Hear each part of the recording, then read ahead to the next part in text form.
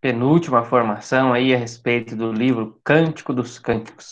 Pessoal, eu quero começar essa nossa aula dizendo que, não inutilmente, nós devemos notar que este livro que nós estamos refletindo, que nós estamos aos poucos conhecendo e mergulhando nele, esse livro chamado de Cântico dos Cânticos, não é um simples cântico, mas é como o próprio nome diz, ele é o Cântico dos Cânticos. Em outras palavras, Deus quer nos ensinar que ele é o mais sublime, o melhor dos cânticos. Por isso ele é descrito num superlativo. O Antigo Testamento, ele traz de um modo muito profundo essa dimensão, quando nos revela alguns elementos da religião judaica. Para os judeus, algumas coisas eram chamadas de santas e outras de santos dos santos. Alguns eram chamados os simplesmente sábados e outros eram chamados de sábados dos sábados. Santas, então, eram as coisas que faziam exteriormente no tabernáculo. E sábados eram as celebrações semanais. Mas os santos dos santos eram tomados com veneração mais secreta. E os sábados dos sábados não eram celebrados senão nas maiores festividades. Guarde isso. Fazendo então uma comparação com as igrejas de hoje, o lugar santo seria o corpo maior da igreja, onde fica o povo, onde tem os bancos da igreja. E o santo dos santos seria para nós hoje aquilo que é a capela do Santíssimo, onde fica depositado Jesus Cristo Eucarístico. Nós também celebramos muitas festas na igreja, mas o Natal, a Páscoa, Pentecostes, não são quaisquer festas, são as festas das festas. Note que nisso tudo existe, então, um mistério, algo de profundo, de interior, de secreto, algo também celebrativo. E este Cântico dos Cânticos, assim como o Santo dos Santos, é também um segredo. Assim como é o Sábado dos Sábados, é uma certa solenidade mais interior, pois o segredo é penetrado nos entendimentos mais ocultos. Nós já vimos na última aula que, de fato, se nós ficarmos nas palavras exteriores da Sagrada Escritura, nós não vamos abarcar o segredo, a profundidade daquilo que o Senhor quer nos dar. Diante disso, nós devemos saber que nas Sagradas Escrituras há diversos tipos de cânticos. Nós vamos encontrar na Sagrada Escritura, eu não quero passar por todos os exemplos, senão nós demoraríamos muito, mas nós encontramos na Sagrada Escritura cânticos de vitória, cânticos de exortação, cânticos de contestação, de exultação, cânticos de auxílio, cânticos de vitória. Um exemplo para a gente citar disso é aquilo que fez Moisés logo após atravessar o Mar Vermelho. Moisés e todo o povo vai cantar, dizendo: cantemos ao Senhor, pois foi honrado gloriosamente, precipitou no mar o cavalo e o cavaleiro. Muito provavelmente o pessoal aí que canta salmo nas missas talvez já tenha cantado isso até na missa da Páscoa, aí André, o Guilherme, Companhia Limitada. Esse trechinho sempre é cantado na liturgia da Páscoa. Mas o Cântico dos Cânticos, ele é diferente de todos esses estilos, de todos esses tipos de cânticos que eu fui citando, pois ele é um cântico de união com Deus. Ele é cantado nas núpcias do esposo com a esposa. Ele é mais sublime do que todos os demais cânticos, porque ele diz a respeito da solenidade mais sublime. Pelos primeiros tipos de cânticos, nós evitamos os vícios, ou seja, as correntes que nos aprisionavam em objetos que não a Deus, mas esse Cântico dos Cânticos, ele, de uma forma diferente, ele nos enriquece de todas as virtudes. Os primeiros cânticos, eu repito, celebram as nossas vitórias, os nossos desafios, as nossas lutas contra os vícios. Mas esse não. Esse ele vem para nos enriquecer de todas as virtudes, que é justamente o oposto dos vícios. Por aqueles primeiros cânticos, evitam-se os inimigos, mas por esse o Senhor ele é abraçado com amor. O Cântico dos Cânticos é a celebração daquele que, ao invés de fazer muitas coisas e encontrar o vazio, ao invés de dizer eu fiz tudo isso e não valeu nada, é o cântico daquele que está em êxtase, pois tudo o que fez valeu a pena. Mas o êxtase não é só pelo que fez, mas ainda pelo que faz e fará, pois Deus é o mesmo ontem, hoje e sempre. Em outras palavras, é o êxtase daquele que vive a sua finalidade, daquele que vive o amor. A nossa vida tem essa dinâmica. Nós lutamos, sim, contra o pecado. Por isso, nós devemos celebrar as nossas vitórias com muitos cânticos, como nos ensina a Sagrada Escritura. Mas nós não existimos apenas para lutar contra o pecado. Nós lutamos contra o pecado justamente porque ele se opõe ao relacionamento com Deus. Então, nós celebramos, sim, as vitórias contra o pecado, mas, acima de tudo, nós celebramos quando nós alcançamos o objetivo da nossa vida, que é o amor. E é por isso que este é o cântico dos cânticos. É o cântico daquele que encontrou o objetivo da sua vida. E esse cântico, como vocês puderam notar ao fazer a leitura do livro, ele se configura como uma espécie de dueto. Pois não é apenas um dos amados cantando o seu amor de modo isolado, não. Fazendo uma homenagem à sua amada. É mais do que isso. Mas como um dueto, cada um canta a sua estrofe. Ou seja, cada um descreve o seu amor. Mas, de repente, há um refrão onde os dois cantam juntos. Cantam numa só voz. O texto nos mostra, assim, que não se trata de um amor platônico, mas de um amor mútuo, o amor correspondido. É o amor entre Deus e a igreja. Um amor que agora é correspondido. Meus irmãos, o Peter, como vocês leram no livro, ele trouxe 26 elementos, entre vários outros, que são constitutivos do amor.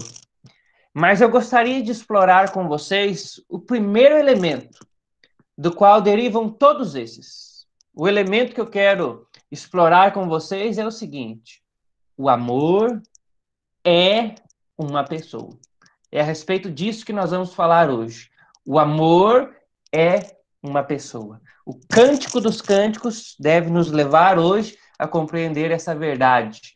O amor é uma pessoa. E claro, para explorar o amor nesse sentido pessoal, nesse sentido de que o amor é uma pessoa divina, obviamente, nós precisamos falar de uma verdade revelada que nós jamais atingiríamos se Deus não tivesse tomado a iniciativa de se revelar. A grande revelação que nós vamos encontrar no Antigo Testamento é que Deus é uno. Há um único Deus. Ouve, Israel, o Senhor é o único Deus.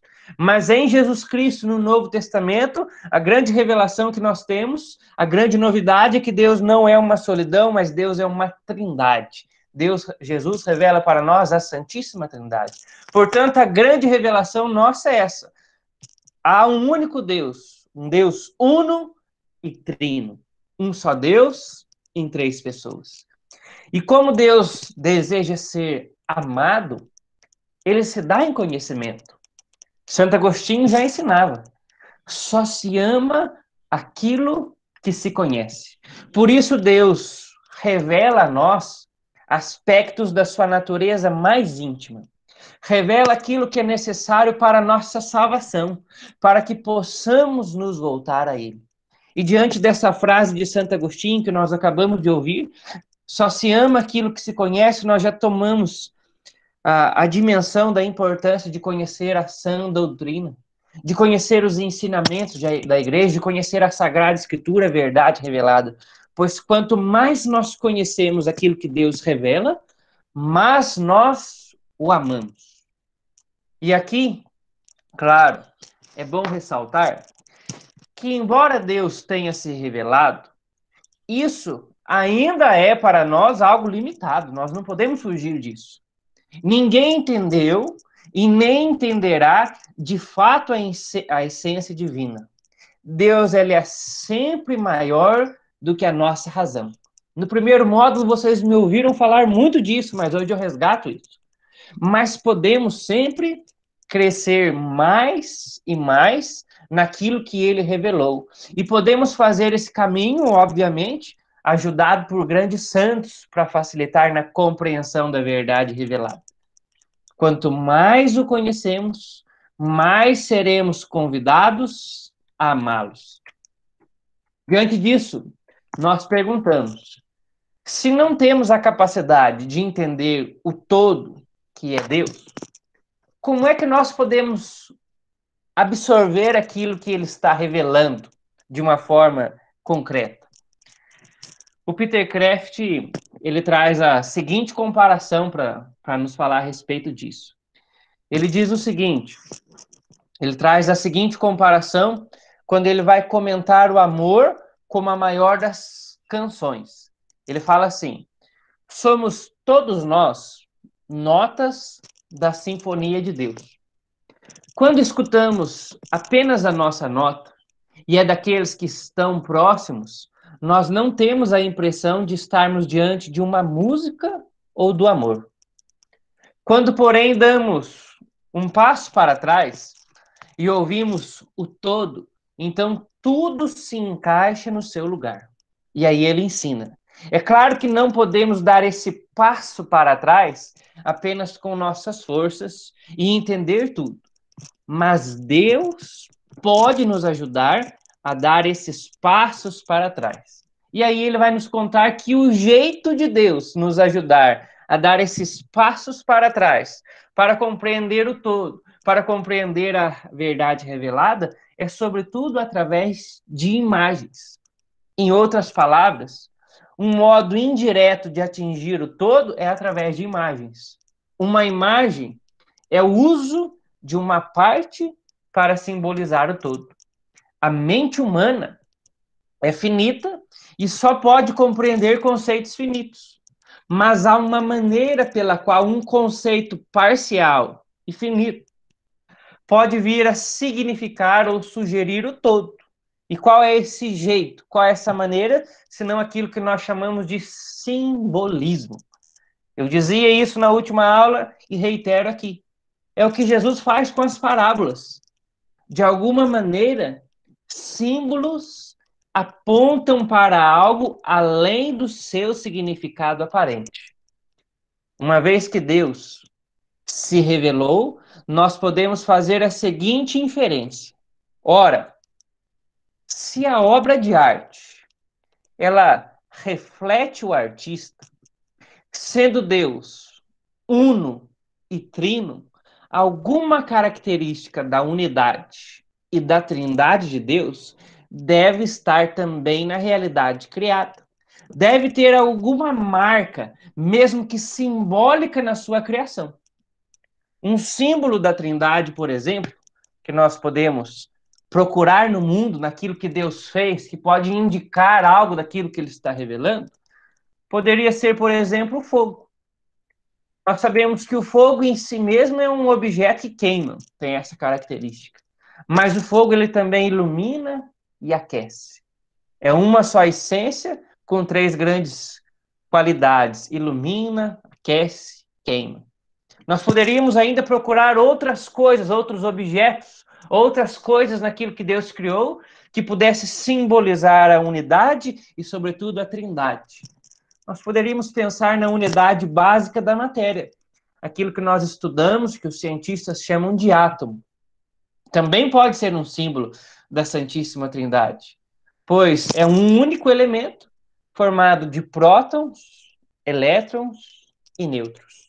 Nós poderíamos gastar o dia aqui com uma infinidade de coisas, porque tudo que foi criado, de certo modo, fala de Deus. E diversas coisas falam de Deus. E diversas coisas nos refletem a ideia de unidade e da Santíssima Trindade. Aí nós nos deparamos com esse grande mestre da igreja, que é Santo Agostinho. Santo Agostinho e Santo Tomás, eles buscaram desenvolver a relação do Deus uno e trino a partir da simbologia, buscando aquela simbologia que fosse a mais propícia. Veja, no universo, diversos elementos podem, de modo simbólico, nos falar do Deus uno e trino, como eu trazia o exemplo do fogo e do átomo. Mas cabe a nós buscarmos um objeto que seja mais propício para fazer essa simbologia, essa ligação entre um elemento criado e Deus. A Sagrada Escritura, então, ela vem e nos revela que Deus fez o homem à sua imagem e semelhança. Sendo assim, vão nos ensinar Agostinho e Santo Tomás, que entre os seres vivos visíveis, o homem é aquele que, de maneira mais eminente, deve simbolizar algo de uno e trino. Não que o homem seja uno e trino, é claro, mas deve ter nele algo que remete tudo isso. Há em nós, seres humanos, algo que é melhor do que tudo aquilo que foi criado visivelmente, para que a gente possa fazer esse entendimento da verdade revelada, de que Deus é uno e trino. Santo Agostinho, no De Trinitate, no Tratado sobre a Trindade, e é sobretudo nessa obra que eu estou me baseando aqui, e também na Suma Teológica. Quem quiser depois aprofundar, já deixa anotado aí, se você estiver curioso, se você quiser aprofundar o seu conhecimento, que é extraordinário. A obra A Trindade, de Agostinho, e a parte, o Tratado do Deus Trino, na Suma Teológica. Vamos lá. Santo Agostinho, ele dirigiu sua atenção à parte mais excelente da alma humana, realidade espiritual denominada por ele de mens, que é o nosso espírito humano. Foi nela, na mens, ou no espírito humano, na alma humana, que Santo Agostinho encontrou a analogia trinitária, mais semelhante ao mistério da Santíssima Trindade. Essa trindade seria formada pela memória, pela inteligência e vontade. Estas três faculdades formam a substância espiritual daquilo que ele chama de mens, que é o nosso espírito, e designa a sua essência. Na analogia de Santo Agostinho, a partir do livro 10 da Trindade, ele nos ensina, então, que o Pai seria a mente, também a memória, o Filho, a inteligência, e o Espírito Santo, a vontade. O Pai, a memória, o Filho, a inteligência, e o Espírito Santo, a vontade. Desse modo, Santo Agostinho mostra que nós devemos olhar e muito para a alma humana para começar a encontrar muita simbologia e muitos símbolos com os quais Deus fala conosco para se revelar. Inclusive, Santo Agostinho vai dizer que tudo aquilo que ele gostaria de aprender na sua vida é apenas a respeito da alma e da Trindade. Ele deixa isso descrito. Tudo aquilo que eu gostaria de aprender é a respeito da alma humana e da Santíssima Trindade. Vamos, então, olhar para algo a partir de agora da nossa realidade espiritual para observar aspectos da revelação divina a respeito do amor. É isso que nós vamos fazer. Nós vamos seguir a sugestão de Agostinho, vamos olhar para a nossa realidade espiritual para que a gente possa observar aspectos daquilo que Deus está nos revelando a partir de si, para que a gente possa nos aprofundar no conhecimento daquilo que é o amor. Então, junto com Agostinho e com Santo Tomás, nós podemos agora observar as duas atividades próprias do homem. Essas atividades não estão presentes nos animais, nos vegetais, nos minerais, mas são próprias do ser humano. São atividades essencialmente humanas. Nós podemos citar aqui, sobretudo, o entender e o querer. O entender e o querer, que seria a intelecção e a volição. A abstração ou intelecção é aquilo que nós chamamos de conhecimento. Como é que funciona isso? O ser humano, ao estudar um objeto, é como se ele trouxesse para si esse objeto, não materialmente, obviamente, mas ele consegue extrair a forma desse objeto, ele consegue extrair a ideia desse objeto. Isso acontece na nossa potência espiritual, chamada de inteligência. Uma vez que conhecemos, armazenamos o conhecimento na nossa memória. Eu tenho um priminho de 2 anos aqui, o nome dele é Davi. E eu vivo observando isso na vida do Davi. Com 2 anos, eu já consigo ver essa operação humana na vida dele de uma forma muito clara. Ele vê uma ave voando. Eu pergunto para ele o que é aquilo, Davi. Ele diz: é o pipiu. O pipiu está voando. Ele vê um animal de 4 patas latindo. Ele diz: é o au-au. Sem saber ainda explicar, articular direito, ele já tem na ideia o que é o animal que voa e o que é um animal que late. Ou seja, ele já captou a ideia, a forma. Isso já está armazenado na sua memória. Quando ele vê um gato, ele não chama de au-au, não chama de pipiu. Então, ele já tem a ideia, a forma corretamente armazenada na sua memória. Mas há em nós uma outra potência, uma outra capacidade da alma humana chamada de vontade ou querer. Ao conhecer um objeto que para a inteligência corresponde à verdade, a vontade humana, então, ela vê isso como um bem. A vontade quer então, e acontece o movimento inverso. Acontece o famoso inclinar-se. O conhecimento, note isso, é um movimento de trazer a ideia, a verdade para o meu ser. E a vontade é o movimento que me impulsiona na direção daquele ser que conheci e verifiquei como um bem. Eu falo para esse mesmo priminho meu, Davi: Davi, vamos brincar de dormir. Ele nem liga, nem dá bola, pois ele não considera isso como um bem.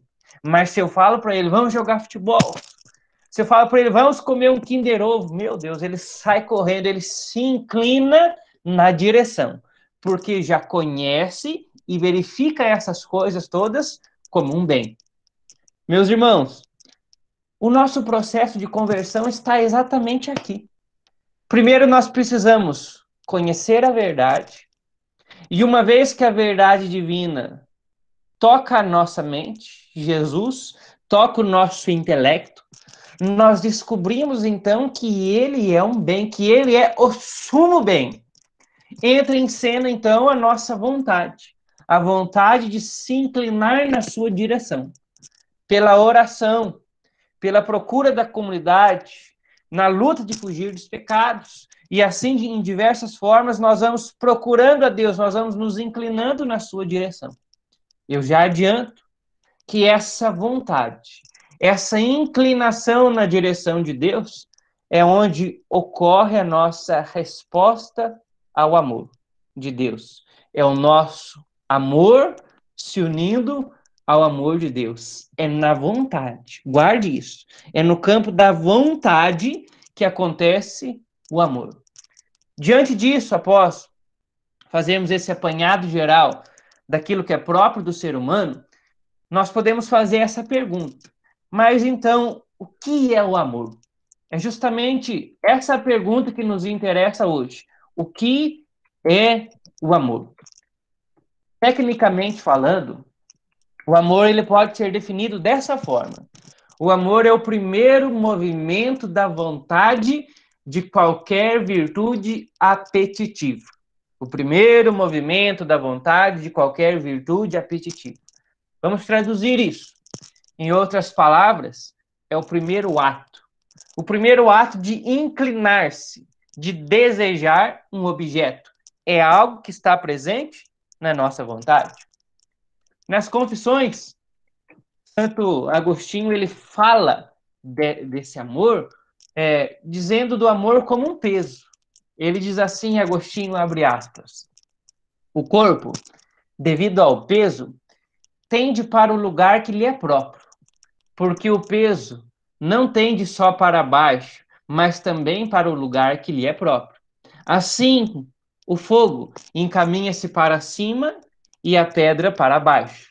Movem-se segundo o seu peso, dirigem-se para o lugar que lhes compete. O azeite derramado sobre a água aflora a superfície. A água vertida sobre o azeite submerge-se debaixo deste. Movem-se segundo o seu peso e dirigem-se para o lugar que lhes compete. As coisas que não estão no próprio lugar agitam-se, mas quando o encontram, ordenam-se e repousam. E aí termina Agostinho dizendo: o amor é o meu peso. Para qualquer parte que eu vá, é ele que me leva. Veja como é que Santo Agostinho define o amor. Esse primeiro movimento da vontade é se inclinar-se. Ele chama de o peso, é o peso que nos move. E como o amor, ele se trata desse peso, de tender-se para algo, ele é um ato que une, obviamente, a pessoa a outro objeto. Portanto, o amor ele também é chamado de virtude unitiva. Guarde isso. O amor ele é chamado de virtude unitiva. Nós podemos sintetizar o amor nesses três aspectos. Tecnicamente falando, é o primeiro movimento da vontade, de qualquer virtude apetitiva. E de uma forma mais simples, nós podemos dizer que ele é o nosso peso. É aquilo que nos move.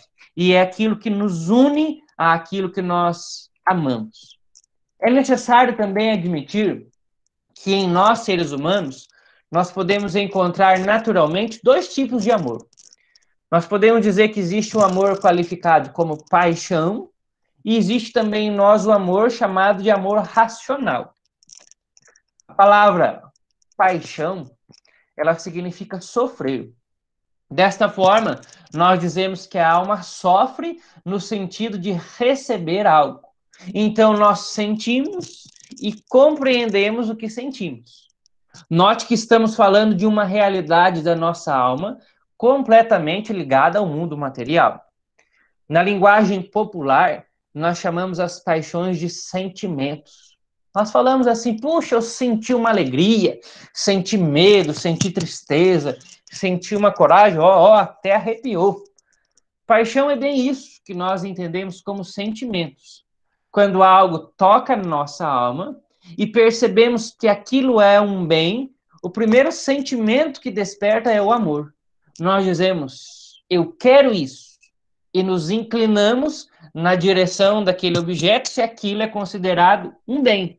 E uma vez unidos a esse bem, nós nos deleitamos com esses sentimentos que geram prazer.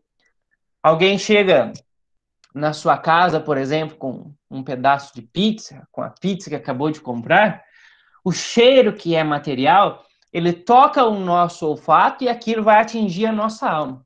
A nossa alma, ela sofre uma alteração, um movimento. E como nós já conhecemos aquilo como um bem, como já experimentamos um dia a pizza, logo nós podemos, inclusive, dizer, eu amo pizza. E então nós nos inclinamos para nos unir a ela. E no caso, enquanto nós nos alimentamos da pizza, nós sentimos prazer. Esse tipo de amor, de paixão, até os animais têm. Você pode dizer, o cachorro ama comer ração. O cachorro ama brincar com o seu dono. Tudo isso está em nós e também está presente no mundo animal. Mas eu quero dizer para vocês que existe um tipo de amor superior. E esse tipo de amor superior, como eu já disse, ele pode ser classificado como amor racional ou intelectual. É o amor presente na vontade humana. Eu falei de um primeiro amor, que está presente na parte mais baixa da nossa alma, que nós já estudamos, na parte sensível da nossa alma, e agora eu estou falando de um amor mais elevado, presente na vontade do ser humano. É o amor racional. Esse amor, ele não está ligado diretamente às coisas materiais, mas ele é mais elevado. É o amor espiritual, amor racional. Esse amor inclui sempre a ideia de dileção, ou seja, de escolha, de preferência, de decisão. O sujeito está fazendo regime e chega na sua casa alguém, mais uma vez, com a pizza. Ele sente o desejo, sente o cheiro da pizza, ele até chora de vontade de comer a pizza. Ele até diz, mas eu amo comer a bendita da pizza. Mas logo em sequência ele diz, mas tomei a decisão de não comer. Eu estou, por exemplo, fazendo um regime, eu vou emagrecer, por isso eu não vou comer a pizza, embora ame a pizza. Ao invés de se decidir pelo bem imediato da pizza, essa pessoa elegeu um bem maior, que é o bem do seu corpo, o bem da saúde. Nós podemos afirmar, então, que ele ama mais o seu corpo do que o seu paladar. Quando esse amor da vontade humana está constantemente ligado a Deus, ele passa a ser chamado de virtude da caridade, que é a nossa amizade com Deus. Por exemplo, na Sexta-feira Santa, chega de novo alguém com a bendita da pizza. Essa pessoa até ama a pizza, ela até come a pizza naturalmente. No campo dos sentimentos, ela diz, puxa, eu amo pizza. Mas quando chega a pizza na Sexta-feira Santa, ela diz, quer saber de uma coisa? Hoje não.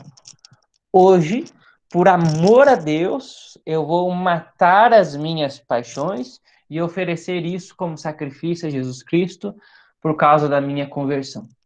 Esse é um tipo de amor que nós já podemos qualificá-lo como amor de caridade presente na nossa vontade. Meus irmãos, como Deus é um ser espiritual, obviamente ele não tem matéria, sendo assim, esse segundo tipo de amor, ele nos dá uma noção melhor a respeito do amor de Deus. O amor que está presente na vontade humana é um amor que nos fala mais de Deus do que esse amor sentimental. Não que o amor do sentimento não fale de Deus, também fala de Deus, mas o amor da vontade, ele é mais propício, é o que nos ensina Agostinho, para nos falar de Deus, a respeito de Deus. Agora que nós fizemos esse apanhado geral do ser humano, a pergunta que nos cabe fazer, então, é a seguinte: mas e Deus? Deus se conhece? Nós já verificamos que existem duas atividades humanas que nos assemelham a Deus: o conhecimento e a vontade. Nós vimos que o conhecimento traz matéria, informações para a nossa vontade. Se conhecemos algo e percebemos que é um bem, que é verdadeiro, então a nossa vontade pode se decidir por esse bem. A vontade é onde se efetiva o amor. E o amor mais elevado é o amor intelectual. Eu já afirmava, só amamos aquilo que nós conhecemos. Após esse olhar bem geral no espírito humano, na mente humana, nós voltamos o nosso olhar, então, agora para o nosso artífice, para aquele que nos fez semelhantes a ele. E então nós nos perguntamos, há conhecimento em Deus? Para facilitar, nós voltamos no tempo, quando nada havia sido criado, e então nós perguntamos isso. Deus se conhece?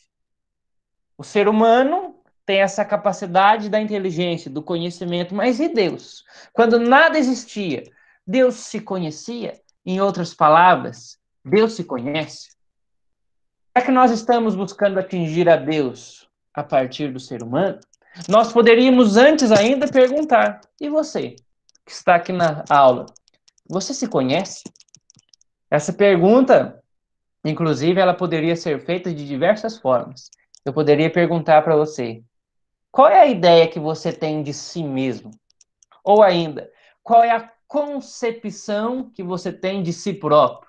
Ou ainda, qual é a imagem que você faz de si próprio? Quando nós fazemos retiros espirituais, chega até a doer esse tipo de pergunta. Porque nós temos medo de encarar a nossa realidade. Mas quando nós estamos num retiro espiritual, Deus nos leva a nos conhecer. Nós vamos então tirando os excessos, as ideias muito elevadas que nós poderíamos fazer de nós, as ideias orgulhosas, mas nós também vamos retirando as diminuições. E aos poucos nós vamos ficando com a verdade sobre nós e nos conhecendo melhor. Nos conhecer não é fácil. porque até sobre nós temos ideias, conceitos equivocados. E só crescendo nós só crescemos no nosso conhecimento à medida em que nós vamos nos convertendo, à medida em que nós vamos crescendo na verdade. Mas a pergunta que nos interessa aqui é a seguinte: mas e Deus? Deus se conhece? Ele se conhece? A resposta óbvia é sim. Sim, Deus se conhece. Assim como nós, e claro, num nível muito superior, ele também possui inteligência, a comparação que nós estamos fazendo. A ideia que Deus tem de si não é equivocada como a nossa. Não é elevada no sentido de ser orgulhosa, nem diminuída, mas a ideia que Deus tem de si é uma ideia precisa. Mas quais ideias de si próprio Deus pode ter? Pense comigo, como Deus não tem erros, ele só tem uma única ideia de si, apenas uma única verdade. Fazendo uma analogia da eternidade, eu posso dizer: Deus, Pai, pensou em si mesmo. Deus se conheceu e gerou uma imagem de si, uma ideia. E aonde é que isso aconteceu? Isso aconteceu fora de Deus? Não. Isso aconteceu na sua inteligência, na sua sabedoria, na sua mente. Formulou-se um conceito, formulou-se uma palavra. Não é exatamente isso que nós fazemos? Nós utilizamos palavras para descrever aquilo que nós conhecemos.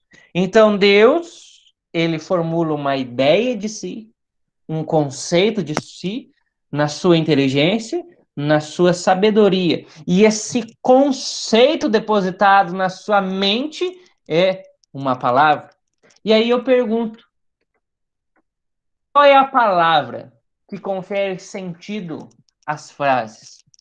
Eu digo, por exemplo, minha casa. Só isso não faz muito sentido. E aí eu digo, churrasco. Até aí não faz tanto sentido essas palavras jogadas. Mas aí eu venho e digo, vamos fazer. Quando você ouve isso, você já fica alegre, porque você já sabe que eu estou dizendo que nós vamos fazer um churrasco. O termo, então, que une as palavras, dando sentido a uma expressão, é o verbo. O que dá sentido é verbo. Nós podemos dizer, então, que quando Deus pensou em si mesmo, ele formulou uma imagem de si, ele formulou uma palavra, ele formulou um verbo. O que está presente na mente do Pai, na mente de Deus, é um verbo. A inteligência de Deus, a sabedoria, a sua palavra, o seu verbo, nós sabemos, é uma pessoa divina. Nos foi revelado que ele é a pessoa do Filho. O verbo de Deus é a pessoa do Filho. Essa mente que concebe e armazena a sabedoria, por sua vez, é a pessoa do Pai. Quando falo aqui a palavra pessoa, não entenda apenas no sentido de ser humano, mas entenda num sentido mais abstrato e mais amplo. Entenda como um ser individual de natureza espiritual. Essa é a definição de pessoa. Um ser individual de natureza espiritual, de natureza racional. Entenda também que pessoa carrega consigo sempre a ideia de um ser espiritual, racional, que se relaciona. Uma pessoa é um indivíduo racional que se relaciona. Por isso, aqui, antes de encerrar, nós já estamos na parte final, eu faço questão de abrir um breve parênteses para entrar no conceito de relação. Antes de entrar na pergunta final e concluir aqui, é necessário que a gente abra esse parênteses para o conceito de relação, pois é fundamental para entender aquilo que Deus quer nos dizer, aquilo que Deus quer nos revelar, aquilo que Deus quer escancarar para nós hoje a respeito do amor. Sem a ideia de relação, nós nunca entendemos o amor. Vamos entender isso.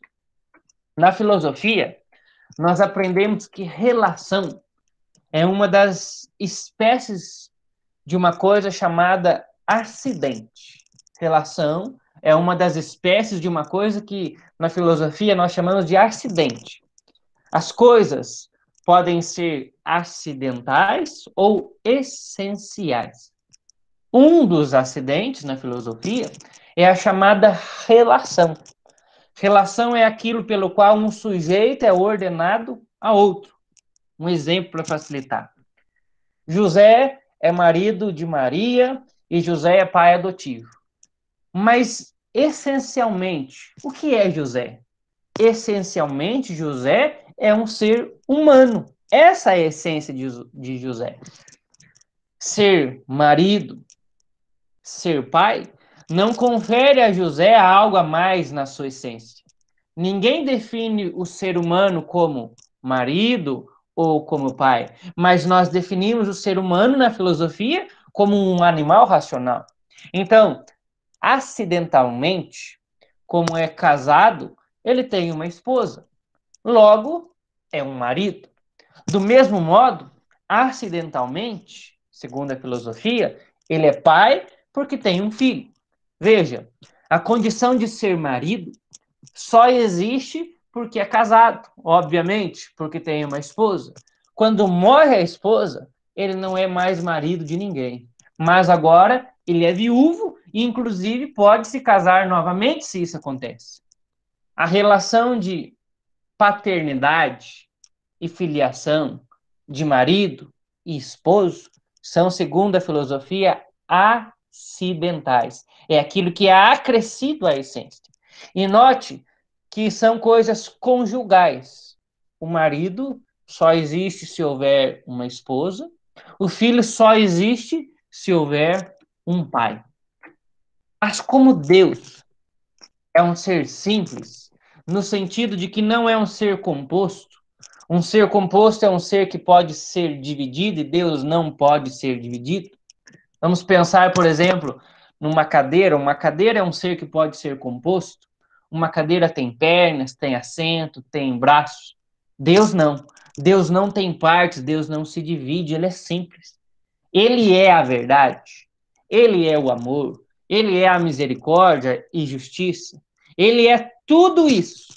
E isso não significa que ele tem uma parte de cada coisa, mas ele é tudo isso em essência. Com a mesma mão com que Deus nos salva, é com essa mesma mão com a qual ele pode condenar uma pessoa. A separação, ela só existe em nós para estudar e compreender a Deus. Mas Deus, ele é um ser simples. Sendo assim, Deus, um ser que não tem composição, sendo Deus um ser simples, isso significa que em Deus não existem acidentes. Nele, tudo é essencial. Então, em Deus, a relação é essencial. Deus é Pai, Filho e Espírito Santo. Três pessoas que se relacionam. Essa é a sua essência. Nunca houve um tempo onde Deus não fosse assim. Nunca haverá um tempo onde Deus não será assim, porque a essência de Deus é relacionamento pessoal. É o que Deus é. Deus é um relacionamento entre Pai, Filho e Espírito Santo. Por isso, para finalizar a nossa conversa aqui, a pergunta final que nós fazemos após fechar esse parênteses, com a qual nós concluímos a formação, é essa. Mas Deus se ama. Assim como nós temos intelecto, temos espírito, nós vimos, Deus é puramente um ser espiritual, intelectual. Assim como nós temos inteligência, memória e vontade, Deus também tem inteligência, memória e vontade, a comparação que nós estamos fazendo. Assim como quando eu conheço algo e percebo que é um bem, então me inclino naquela direção, ou seja, amo aquele objeto, Deus também, ele conhece, e Deus também se inclina, Deus também tem vontade, Deus também ama aquilo que ele conhece.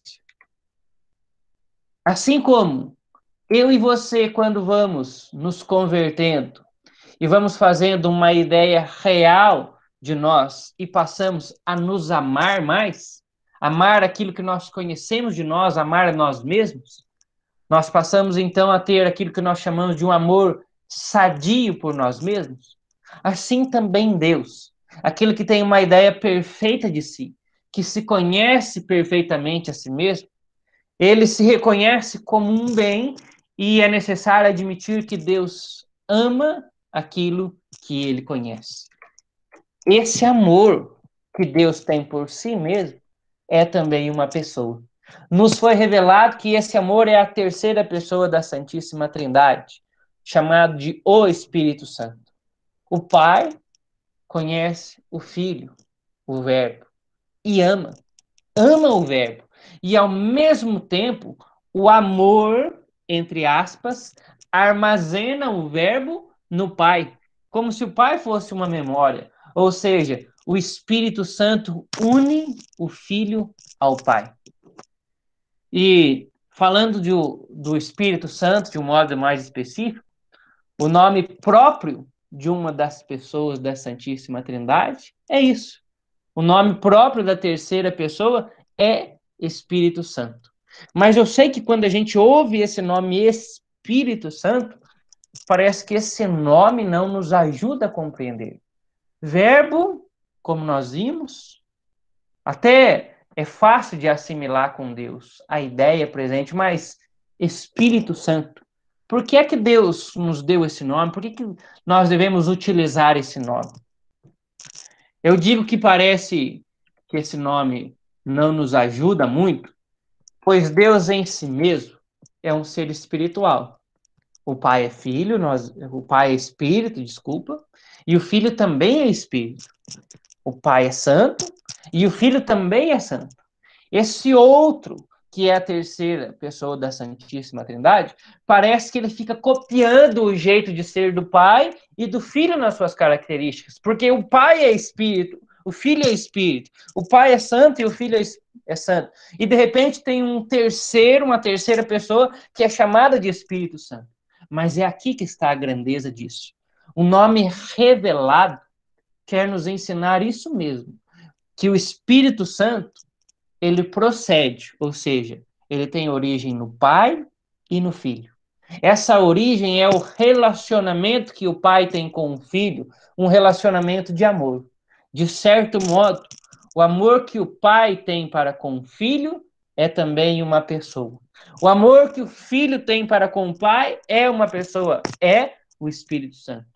Um segundo motivo de utilizarmos esse nome é o seguinte: no mundo material, nas coisas corpóreas, nós dizemos que espírito é o que impulsiona, é o que dá movimento. Por exemplo, morre uma pessoa, nós dizemos que a sua alma foi para Deus, ou seja, o espírito que dava a vida. Quando não está mais presente, o corpo fica morto. O espírito é algo que comparamos com o vento. Não se vê, mas ele impulsiona, ele move. Veja, quando você ama alguém, é o amor que move você a ter vontade de ficar com essa pessoa. É o amor que move a ter vontade de cuidar daquela pessoa. O espírito, a palavra espírito, então indica um amor que move na direção do outro. Já a palavra santidade significa aquilo que ordena para Deus, aquilo que une a Deus. Quando você diz aquela pessoa é santa, você está dizendo aquela pessoa é de Deus, aquela pessoa é separada para Deus. Na terceira pessoa da Santíssima Trindade, o Espírito Santo faz isso. Com o Espírito, ele move o Pai na direção do Filho, ele move o Filho na direção do Pai. E com a significação de amor, sendo assim, ele separa o Filho para o Pai, ele separa o Pai para o Filho. É por isso que corretamente nós devemos utilizar esse nome, Espírito Santo. E eu termino dizendo: assim como o Filho também é chamado de Verbo, o Espírito Santo também ele é chamado de amor. Se a memória divina é o Pai, se a inteligência divina é o Filho, a vontade de Deus é o Espírito Santo. E como vimos, a vontade em nós é um lugar, é a potência do amor. Mas em Deus não existe potência, Deus é ato puro. Portanto, a vontade de Deus é propriamente o amor. Por isso, o Espírito Santo, de modo pessoal, é o amor de Deus. Essencialmente, nós podemos dizer que Deus é amor, mas de uma forma pessoal, se diz que amor é o nome do Espírito Santo. O que é o amor? O amor é o Espírito Santo. Meus amigos, a promessa do Pai, nós sabemos, ela se cumpre no dia de Pentecostes. E a promessa do Pai é justamente a promessa de derramar sobre nós o Espírito Santo, que nós já vimos, que é um amor pessoal. O Espírito Santo, no dia de Pentecostes, ele veio como vento e como fogo. E mais uma vez, então, os símbolos estão nos dizendo algo sublime. O fogo ilumina, ou seja, o Espírito Santo nos dá o conhecimento da verdade, o amor nos leva a conhecer a verdade do Filho. E quem conhece o Filho conhece o Pai, porque o Pai e o Filho estão completamente unidos. Naquele santo dia, os discípulos tiveram um conhecimento maior a respeito de Deus. Conheceram profundamente que Deus é o sumo bem. É esse o conhecimento que Sulamita tem de Salomão. Sulamita é a figura da igreja. Ela conhece que nenhum bem se compara ao bem do seu amado. Por isso ela diz no primeiro versículo: beija-me, beija-me com os beijos da tua boca, porque os teus amores são mais deliciosos com o vinho. O primeiro versículo de Cântico dos Cânticos fala de alguém que tem um conhecimento experiencial do seu amado. É isso que aconteceu no dia de Pentecostes. No dia de Pentecostes, a igreja foi beijada por Deus, como o príncipe beija a bela adormecida. E a igreja, então, ela acordou para o mundo, acordou para um novo conhecimento. Mas qual conhecimento? O conhecimento do sumo bem. A igreja despertou para o conhecimento supremo de Deus. Mas lembre-se, o Espírito Santo ele também veio como um vento impetuoso.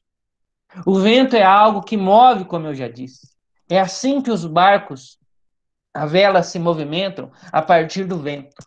No dia de Pentecostes, Sulamita teve a sua vontade movida, ou seja, a sua vontade convidada a se inclinar na direção do sumo bem. Olha a grandeza dessa operação, meus amigos. Sulamita era como a bela adormecida, não conhecia a verdade, não tinha força, ela dormia. A vontade era fraca. Em outras palavras, ela ainda era escrava do pecado, estava morrendo. Mas um dia, o Espírito Santo veio e a libertou, e o dia em que Sulamita foi libertada é o dia de Pentecostes. Agora, Sulamita conhece a verdade e tem a vontade fortalecida. Agora, Sulamita pode, como Maria, dizer fiat. Agora, a igreja e o Espírito podem, numa só voz, cantar o dueto, como nos diz a palavra em Apocalipse. O Espírito e a esposa dizem: vem. Agora é um dueto. A partir do dia de Pentecostes não é mais monólogo, mas é um dueto. É o Espírito que mora, que habita na igreja, e a esposa que é a igreja cantando juntos: vem, vem, Senhor.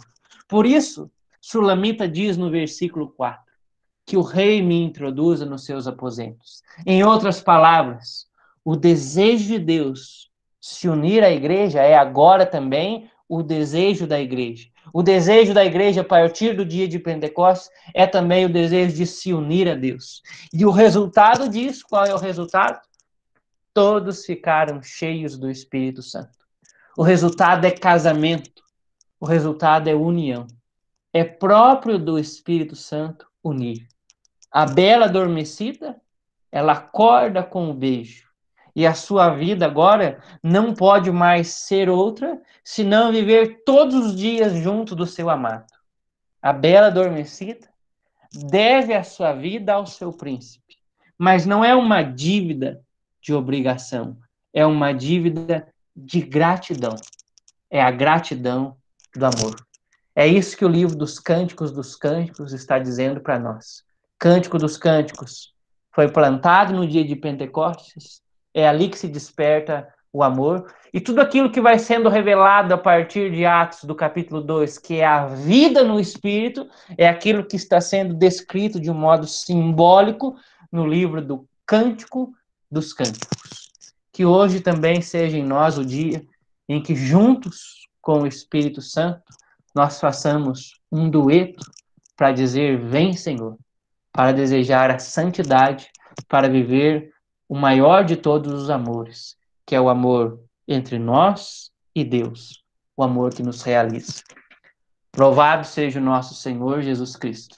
Bom, fazendo aqui uma recapitulação dos aspectos fundamentais aqui do livro, Peter Kreeft, ao longo desse caminho, ele nos fez perceber o quê? A filosofia, para ela ser autêntica e verdadeira, ela necessariamente tem que contemplar 4 palavras.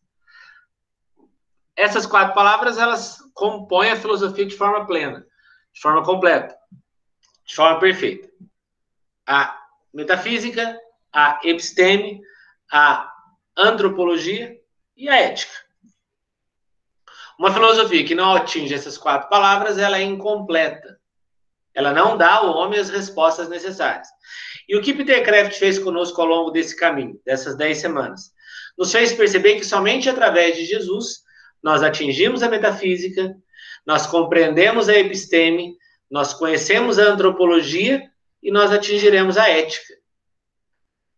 Nenhum outro filósofo ao longo desses 2.600 anos de história da filosofia foi capaz de contemplar essas 4 dimensões do conhecimento. Houve aqueles que contemplaram 1, outros contemplaram 2, outros contemplaram 3, outros até de alguma maneira chegaram nos 4, mas ninguém chegou de forma plena, como Jesus chegou na metafísica, na episteme, na antropologia e na ética. Portanto, não há como negar que sim, Jesus é o maior filósofo que já existiu. Tá? E dentro dessa dimensão da ética, essa é a terceira aula nossa sobre ética. No primeiro momento, a gente entendeu o que é a ética e como se vivencia a ética de Jesus. Aprofundamos mais nessa questão da ética semana passada, contemplamos a ideia de Jesus e o sexo. E agora, Jesus e uma ética social, a solidariedade. Muitas vezes, nós cristãos somos acusados por aqueles que não nos conhecem ou por ter um conhecimento superficial do cristianismo, nos acusam de viver muito a dimensão religiosa e muito pouco a dimensão prática. E muitos vão até do outro lado do extremo. Enquanto alguns nos acusam de ficar só rezando e não ir para a prática, outros acham que a religião é a própria prática. Haja visto, por exemplo, a teologia da libertação, que entende que a salvação é a prática. E o cristianismo, ele entra onde? De que maneira é possível que o cristianismo vivencie uma ética social? Especialmente a Igreja Católica. Como ela vai vivenciar uma ética social? Peter Kreeft, ele nos aponta, antes de tudo, onde nós vamos viver essa ética social. Onde será possível praticar a ética social? Onde o Peter Kreeft identifica que a gente vai viver essa ética social? Na comunidade. A solidariedade, ela deve ser vivenciada em comunidade, por um princípio básico. Eu não consigo ser solidário comigo mesmo. Não consigo. Para eu ser solidário, eu preciso do outro. Para que eu possa depositar nele aquilo que eu me solidarizo com ele. Então, a vivência em comunidade, para que ela exista, é necessário uma solidariedade. E essa solidariedade pautada numa ética de Jesus Cristo. Por exemplo, um ateu, ele pode praticar solidariedade, mas falta ele o olhar sobre Jesus Cristo. Então, a ética de Jesus Cristo, fiquem atentos ao que eu estou dizendo. Peter Kreeft nos ensina isso. Bento XVI, no próximo módulo, vai reafirmar isso para nós, que a ética cristã, ela se realiza em comunidade. Não há cristianismo de forma isolada. Não há cristianismo sem comunidade. porque é lá que nós vamos vivenciar aquilo que Jesus ensinou. Sermos solidários. Porque existe em nós uma natureza egoísta. É da nossa natureza. Se eu viver um cristianismo fechado na minha casa, sem a experiência de comunidade, eu vou viver um cristianismo egoísta. E cristianismo e egoísta são duas palavras antagônicas. Então, o básico para uma ética cristã é a solidariedade. E aí você vai dizer isso para alguém que é adepto da teologia da libertação e vai falar, então a gente está certo? Porque é isso que nós praticamos. Não. Porque a solidariedade praticada pela TL ou por organizações que não são cristãs é uma solidariedade pautada numa filantropia que não tem o olhar voltado para Jesus Cristo. Falamos disso há 2 semanas atrás. A ética cristã, ela parte de um olhar do homem para Jesus Cristo. Então, o que nós precisamos para viver em comunidade? 2 palavras aparecem como resposta. A primeira é a justiça. Só que a justiça ela não é suficiente para que a gente consiga viver em sociedade, em comunidade. Porque a justiça ela não promove a superação do egoísmo. Justiça é uma palavra que ao mesmo tempo é abstrata e é racional.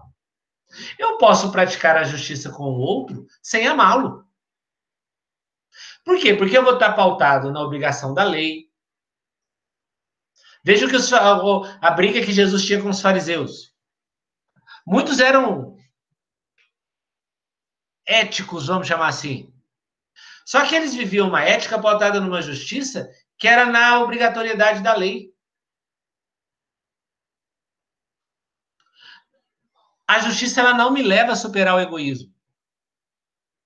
Porque aquilo vai estar sendo feito de forma racional, não a partir da minha vontade, mas a partir daquilo que tem que ser feito. A vivência em comunidade, nos ensina Peter Kreeft, se dá superando o egoísmo por meio da solidariedade. Porque a solidariedade ela é concreta. Eu amo. E o amor, como o João Edson falou na aula dele, o amor é concreto. O amor não é abstrato. E por que é místico? Porque é metafísico. E a solidariedade, sim, conduz a uma vida em comunidade. Mas, Giovanni, eu não posso negar que um maçom, por exemplo, é solidário. Eu não posso negar que um espírita é solidário. Não, beleza. Mas então eles vivem uma vida de comunidade dentro da ética cristã. Será? Porque Peter Kreeft encerra esse raciocínio dizendo que isso só é, de fato, uma ética cristã à medida que o nosso fim comum seja Cristo. A solidariedade, ela está dentro de uma ética cristã se meu fim último for Cristo. Se meu fim último for uma mera filantropia, se meu fim último for um mero assistencialismo, se meu fim último for uma falsa virtude, onde eu vou buscar minha realização pessoal, eu estou fora da ética cristã. Logo, eu não atingi a própria filosofia.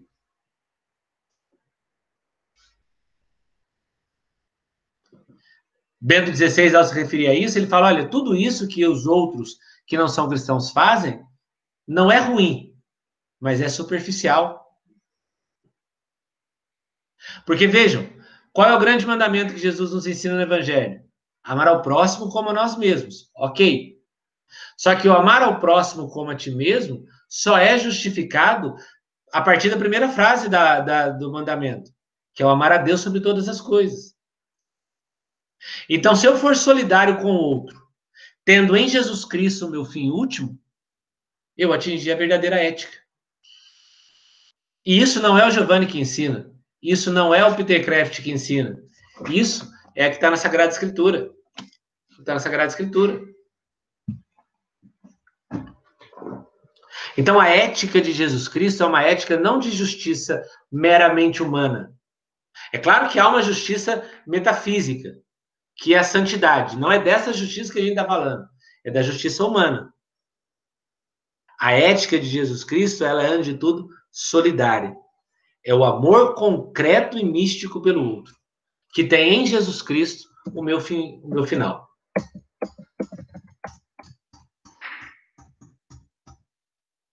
E qual é o fundamento da solidariedade dentro da ética cristã? Então já entendemos o que é a ética de Jesus Cristo e quais os defeitos dela. Beleza. Mas em que ele se fundamenta?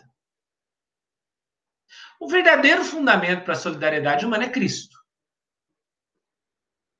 Então eu percebo que eu estou dentro de uma ética social cristã se o fundamento da minha ação for de fato Cristo. Porque existe uma solidariedade fora de Cristo. Falei há pouco para vocês alguns exemplos. Os maçons, os espíritas, as ONGs. Existem. Vamos para um exemplo prático? O que está acontecendo em Manaus. Gustavo Lima mandou para lá cilindro de oxigênio. O Whindersson Nunes mandou para lá cilindro de oxigênio. Uma galera mandou para lá. Só que a solidariedade fora de Cristo, ela não passa de um belo ideal. Por quê? Porque é realizado pelo esforço humano. E o esforço humano, ele é comprometido com o pecado. A solidariedade fora de Cristo, ela não exige de nós sair do pecado. Não exige. Porque o mesmo Gustavo Lima que mandou o cilindro para a esposa, para Manaus, acabou de separar da esposa. Então vive no adultério.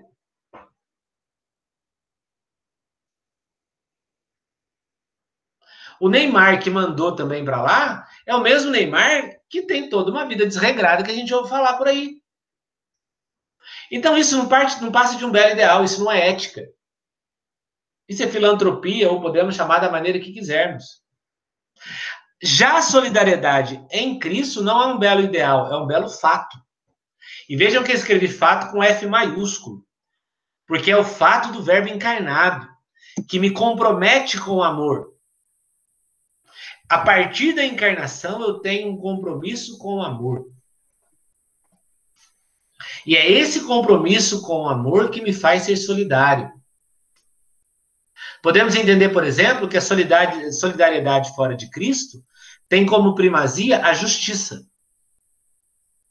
E justiça não justiça de santidade, mas o olhar pelo outro. A solidariedade fora de Cristo tem como primazia a justiça. A solidariedade em Cristo tem como primazia o amor, que me faz olhar para o outro a partir de Jesus Cristo.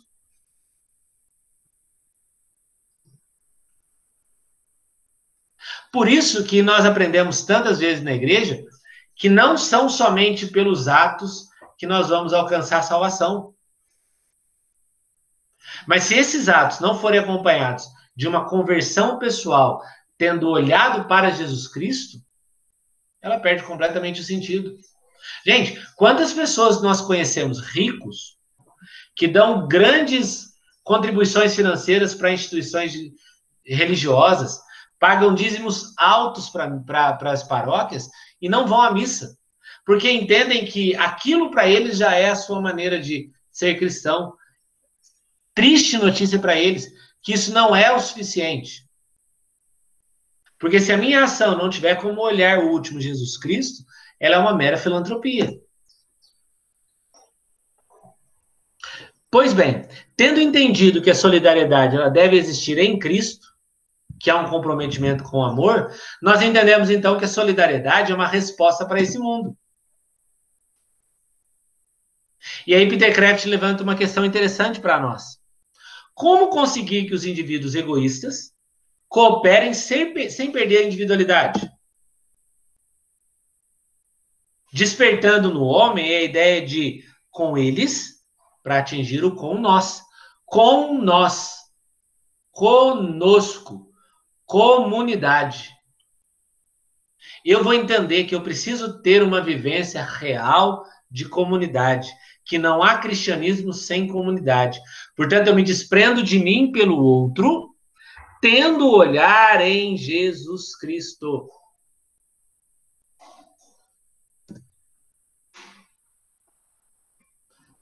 É mudar a perspectiva, é inverter completamente.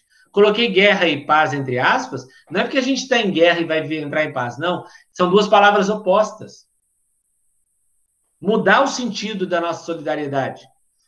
A ética de Jesus Cristo, que é a verdadeira ética, ela muda o real sentido de nossa solidariedade.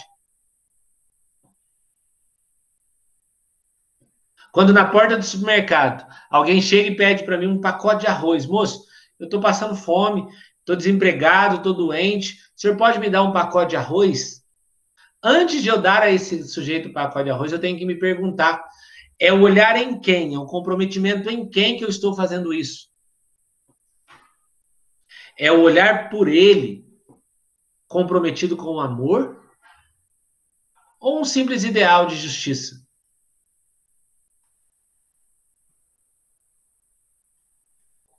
Percebam como que a caridade ela muda completamente o sentido. A ideia de guerra e paz, sentidos opostos. Nesse momento, surge uma questão importante. Do ponto de vista político, como que Jesus Cristo se posiciona? Dentro de uma ética social, tendo a solidariedade como primazia, com o amor. Como que Jesus Cristo vai se posicionar? Jesus, ele era um sujeito de esquerda ou de direita? E é interessante a gente trazer essa reflexão para esse momento da aula. Porque nós vivemos isso hoje na nossa sociedade. A gente quase que é obrigado a nos colocar dentro de caixinhas. Eu sou de direita, eu sou de esquerda, eu sou progressista, eu sou conservador, eu sou social-democrata. Tá, antes de tudo, eu sou cristão. E eu confesso a vocês que esse livro mudou a minha forma de enxergar a ideia de direita e esquerda. Porque antes de lê-lo, eu sempre me declarei um sujeito de direita. Se eu for olhar hoje os escopos, eu me aproximo muito mais ao pensamento de direita. Só que o livro me fez ter uma outra perspectiva. Por quê? Jesus era de direita ou de esquerda? Jesus era reto. É a linha do prumo. As ideologias, elas devem ter como fim último Jesus Cristo. E o que tem me feito repensar se eu posso ou não dizer em público que eu sou de direita? Será que o pensamento de direita hoje tem em Jesus Cristo prumo? Será que figuras que levantam bandeiras de direita hoje na sociedade brasileira, ela tem um olhar em Jesus Cristo? Será que essas pessoas que eu entendi até pouco tempo atrás que representavam meu ideário político, elas estão junto comigo nessa linha reta que é Cristo? Quando nós partimos do ponto que Jesus Cristo é reto, então não vai nem para a direita nem para a esquerda, isso acaba de alguma maneira fazendo com que todas as questões possam voltar à ordem natural de Deus para julgar as desordens naturais dos seres humanos. Pessoal, ao olhar para Jesus Cristo como reto, nós percebemos como que a humanidade se perdeu numa desordem. Dentro do prisma político, tudo se perdeu. Vejam, por exemplo, hoje no Brasil, nós temos um governo tido de direita. Mas a própria direita ataca a própria direita. Hoje nós vivemos o absurdo de a esquerda no Brasil estar quieta e a direita está se degladiando. Como que eu, cristão, posso me colocar dentro desse nicho?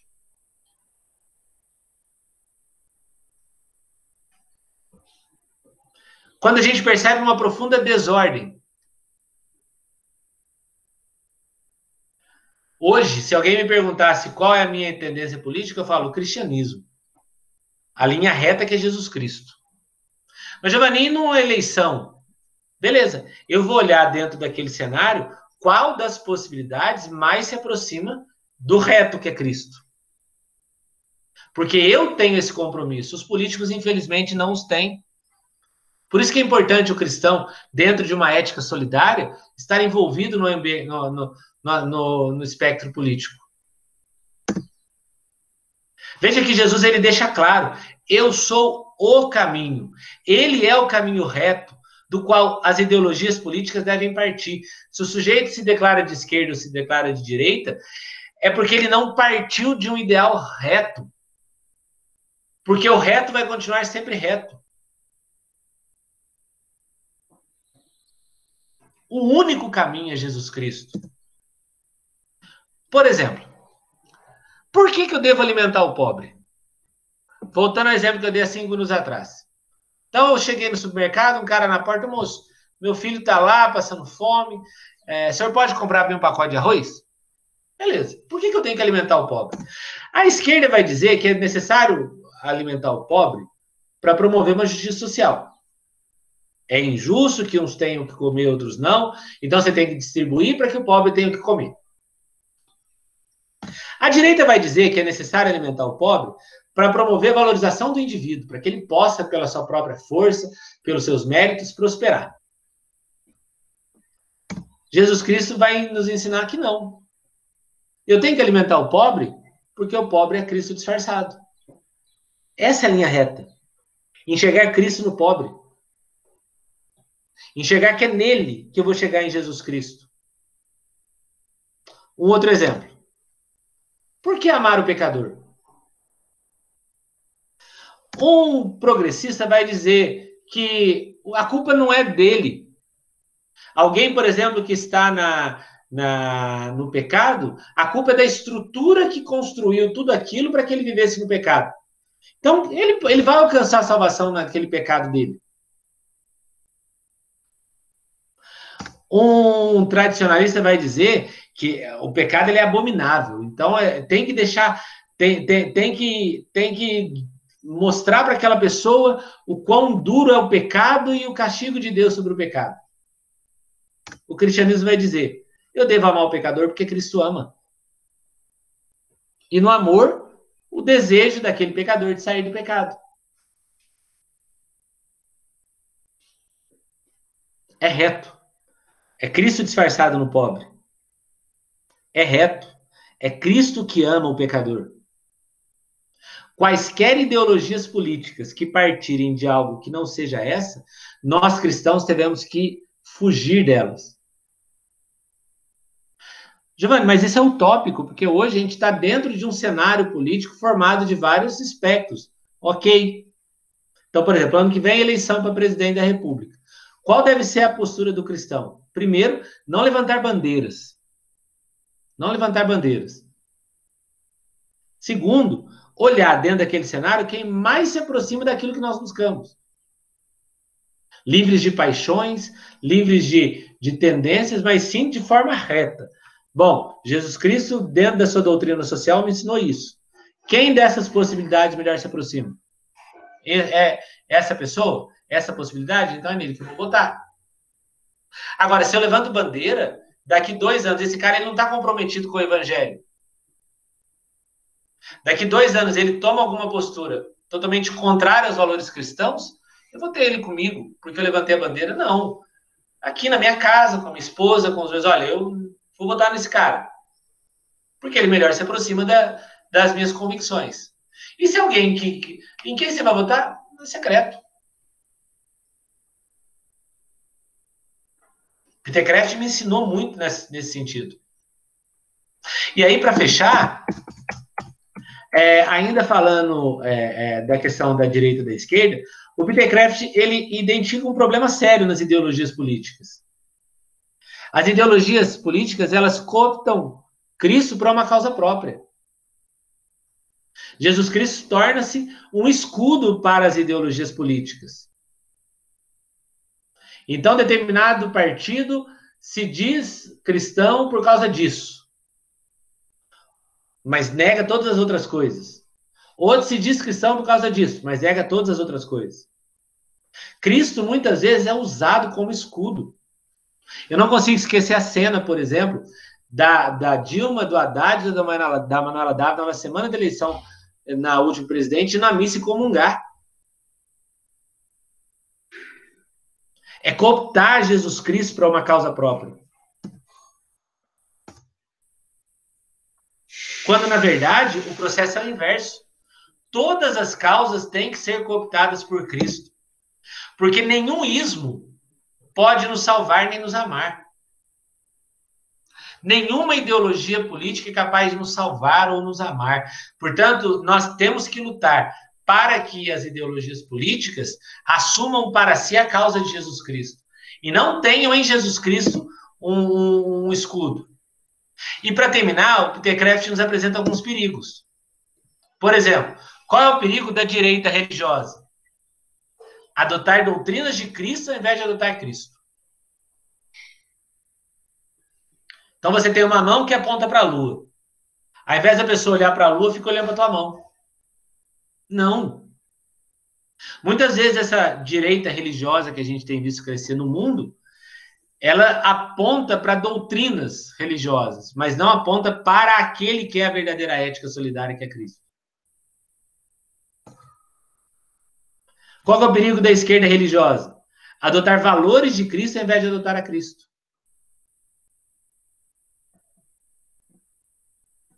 Esses dois perigos estão muito presentes no cristianismo hoje. E para terminar, do que a solidariedade, do que a sociedade precisa? Ela não precisa de outra coisa senão Cristo. Nossa sociedade está morrendo porque transformou o nome de Cristo em uma medalha. É necessário que a gente olhe para as ideologias políticas com um certo... eu estou tentando encontrar uma palavra menos dura, mas com uma certa desconfiança. A gente não pode se apaixonar por ideologias políticas. A gente não pode levantar bandeiras. Um filósofo que eu gosto muito, Edmund Burke, filósofo do século XVIII, ele fala, olha, o homem é tolo, a história é sábia. Então, antes de levantar bandeiras por homens, temos que levantar bandeiras pela história. E quem é a história? É Cristo. Então, qualquer ideologia política que não parta de Cristo e mantenha reta, ela usa Jesus Cristo como escudo. Glória ao Pai, ao Filho e ao Espírito Santo, como era no princípio, agora e sempre. Amém.